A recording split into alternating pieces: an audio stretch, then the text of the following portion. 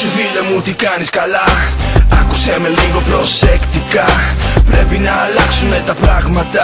Τα δικά μας μυαλά να ζουνε φανταστικά. Ιδανικά είναι όλα όσα έχεις μάθει να εκτιμάς, και ιδανικά αυτά που λίγο υποτιμάς. Τι μου προτιμάς? Ότι απλόχερα προσφέρουν. Στα δύσκολα όμως όλοι τους να ξέρεις πως απέχουν.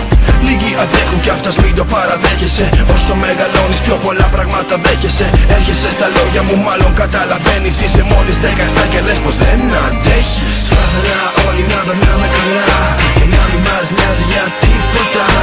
Να μην έχουμε προβλήματα και εμάς να μην μας θεωρούνε θύματα. Να είμαστε όλοι ωραία σαν μια όμορφη παρέα και να μην ζηλεύουμε όσο κι αν δεν το πιστεύουμε. Μη ζηλεύεις, μη μπερδεύεσαι.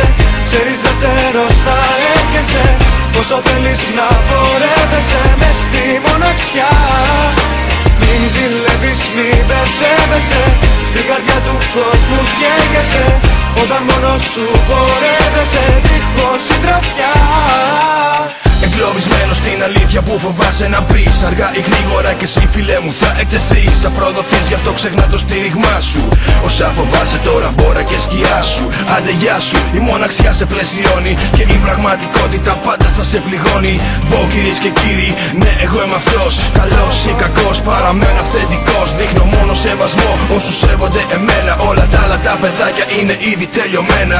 Πάλι στα χαμένα γιατί περιπλανιέσαι. Μην πιστεύεις ότι ακούς και μη μου παραπονιέσαι. Θα ήθελα όλοι να περνάμε καλά και να μην μας νοιάζει για τίποτα. Να μην έχουμε προβλήματα και εμάς να μην μας θεωρούνε θύματα.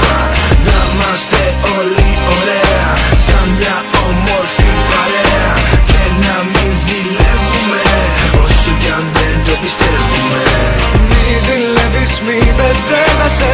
Ξέρεις δεν τέλος θα έρχεσαι. Πόσο θέλεις να πορεύεσαι μες στη μοναξιά. Μη ζηλεύεις, μη μπερδεύεσαι.